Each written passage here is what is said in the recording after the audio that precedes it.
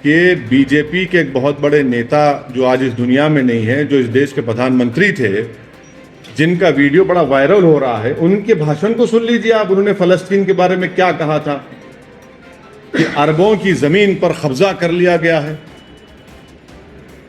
और दूसरी बात यह है कि भारत में हमने एक पोस्ट स्टैम्प निकाला था, सॉलिडेरिटी विद पैलेस्टाइन, वो भी आजकल देख रहे हैं आप लोग। हमारी शुरू से पॉलिसी फलस्तीनियों की तायीद में रही है। इसमें शिफ्ट आया जब कांग्रेस की सरकार थी, उसमें एक शिफ्ट आया। तो ये एक, और फिर पांचवी बात यह है कि ओस्लो एग्रीमेंट हुआ, और ओस्लो एग्रीमेंट में कहा गया था कि वेस्ट बैंक और गाजा में इंडिपेंडेंट पैलेस्टीनियन कंट्री बनाया जाएगा। 5 साल जाके 30 साल हो गए। तो इसकी जिम्मेदारी ओस्लो एग्रीमेंट की सब पर थी, यूएसए पे थी, यूके पर थी, यूरोपियन नेशंस पर थी। तो 5 साल जाके 30 साल हो गए आज आप। और आपको ये समझना चाहिए कि जो इलीगल सेटलमेंट्स बनाए जा रहे हैं वहाँ पर ओस्लो अकॉर्ड के खिलाफ, जेनिन रेफ्यूजी कैंप में जाकर आप उनको मारा और पीटा जाता है। ये बात दुनिया जानती है कि वहाँ पर मस्जिद अक्सा है, बैतुल मुक़द्दस है। ये सब इम्पॉर्टेंट चीज़ें हैं। आपको दुनिया को ये भी समझना चाहिए कि गाज़ा की जो स्ट्रिप है, आपने तो 16 साल से ब्लॉकेट करके रखा इजराइल ने वहां पर उसको। 16 ईयर्स से ब्लॉकेट है। ओपन एयर प्रिजन है वो। क्या है बताइए अब आप उसका। एक उसका रास्ता था दारुल बला में, आपने पेरीमीटर लगा दिया। 2005 में रास्ता बंद कर दिया आपने। इजराइल ने गाजा एयरपोर्ट को 2001 में बर्बाद कर दिया।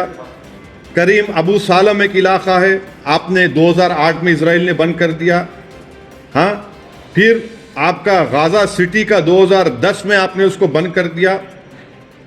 बेत हनोन में सिर्फ उन्हीं लोगों को क्रॉस करने दिया जाता है जिसके पास इजरायली का इशूड परमिट्स है। राफा जो इजिप्ट में आता है रास्ता, उसमें स्पोरेडिकली कभी भी खोल दिया जाता है। हजारों बच्चों को जो फॉरेन स्टडीज का वीजा मिलता, जाने नहीं दिया जाता उन लोगों को पढ़ने के लिए। ओपन एयर प्रिजन बना के रख दिया आपने गाजा और वेस्ट बैंक को। और फिर आप बोल रहे हैं कि ये क्या हो रहा है।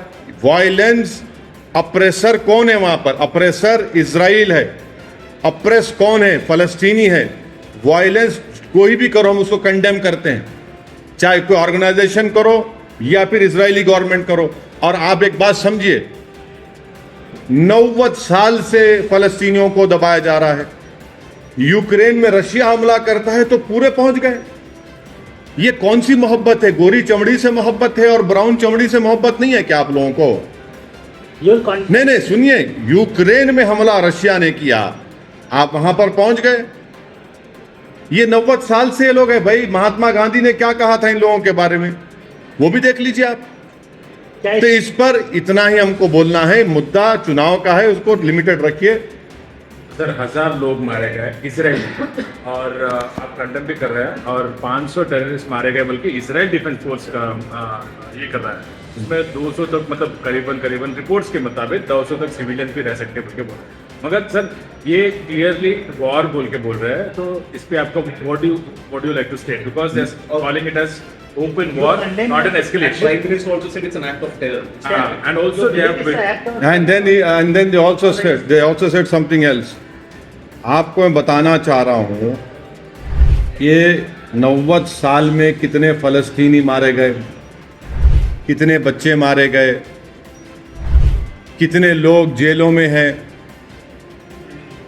ओस्लो अकॉर्ड में आपको 5 साल में फ़लस्तीन को बनाना था, फ़लस्तीन कंट्री को बनाना था, आप 30 साल हो गए। ये सब चीज़ें हैं ना, सामने आपके हैं। वायलेंस कोई भी करो हम कंडेम करते उसको, मगर यहाँ पर जो वायलेंस जो सबसे ज़्यादा किया जा रहा है वो तो इजराइल की तरफ से हो रहा है। 90 साल से 90 साल से कैंप डेविड कितने मरतबा हुआ बताइए। वायलेंस के मानते नहीं, वायलेंस को कंडेम करते हैं। अरे भाई, आप जो गाजा वेस्ट बैंक को आप फ़लस्तीनी मुल्क क्यों नहीं करार देते आप? और आपको तो कोई जो जो जो उसमें क्या बोलते हैं उसको, कौन सा लाइन बोलते हैं, जो ग्रीन लाइन की बात नहीं हो रही, आप तो ग्रीन लाइन नहीं बोले, वो दूसरे इलाकों में क्यों नहीं कर रहे आप? विड्रॉ कर लेना सर 2013 क्या क्या क्या विड्रॉ करें? आपको मालूम ही नहीं क्या विड्रॉ करें? कुछ विड्रॉ नहीं करे, You झूठ। think global powers have failed Palestine, sir? Yes, and it's a deliberate failure. It's a deliberate failure because it is they who were responsible for the implementation of Oslo Accord, and they had given a commitment that within 5 years a new independent Palestinian country will come into existence. 30 years have passed. They remained as mute spectators when Israel entered into those areas and started building settlements. They became blind when the Palestinians were being butchered, when small children were killed and shot in their head. Who's the oppressor over here? From last 80 years, 90 years, the issue is going on. So you believe this is resistance against the oppression? No, Or it's a terrorist don't try to put words in my mouth. I have stated what I have to say. आप बोल रहे Israel का prime minister बोल रहा कि छोड़ के चले जाओ, कहां जाएंगे? आप तो ओपन एयर जेल बना के रख दिए, 16 साल से ब्लॉकेट करके रख दिए गाजा को पूरा, किधर जाएंगे? ये सुनिए, 1.5 लाख पैलेस्टीनियन अब तक मारे गए, मारे भी गए, इंजर्ड भी हुए। 2008 से उन 1.5 लाख में 33,000 बच्चे थे। अब मारने वालों को टेररिस्ट बोलते क्यों नहीं आप लोग? फिर क्यों नहीं बोलते टेररिस्ट आप? 1.5 लाख या तो कत्ल कर दिए गए या फिर इंजर्ड है, और 2008 से 33,000 बच्चे मारे गए उसमें। अब कौन है टेररिस्ट में बताओ आप? आपका जो गाजा में है, आप गाजा के बाहर फैमिली को विजिट नहीं कर सकते, अपना घर नहीं बना सकते, नौकरी नहीं मिलती, आप पानी में मच्छी नहीं पकड़ सकते, आप ट्रेड नहीं कर सकते गाजा के बाहर, आप निकल नहीं सकते। अगर आप सिविलियन को मारेंगे और तो वही ऑर्गेनाइजेशन को मजबूत कर रहे हैं आप। वायलेंस के हम कंडेम करते, वायलेंस नहीं होना चाहिए, मगर ये हकीकत को कौन बयान करेगा, कौन एक्सेप्ट करेगा? यूक्रेन में जो कुछ हो रहा है, तमाम बड़े बड़े ममालिक, सुपर पावर एकदम अपने मॉरल्स को दिखाते हैं। भाई ये 90 साल का मसला नहीं है क्या? क्या यूनाइटेड किंगडम ने क्रिएट नहीं किया इसको? अब बताइए, इन चीजों को देखिए। सर 1000 टन बॉम्ब अभी तक गिराया गया है और 2000 म्यूनिशंस भी वहां पे गिराया गया है, और वो इजराइल डिफेंस फोर्स कह रहा है कि हम पीछे नहीं हटेंगे, हम डिफेंड करेंगे। हाँ नहीं, आप 90 साल से तो आप मार रहे हैं ना फलस्तीनियों को। 1.5 लाख फलस्तीनियों को आपने या तो जान से मार दिया उनको, या इंजर्ड किया।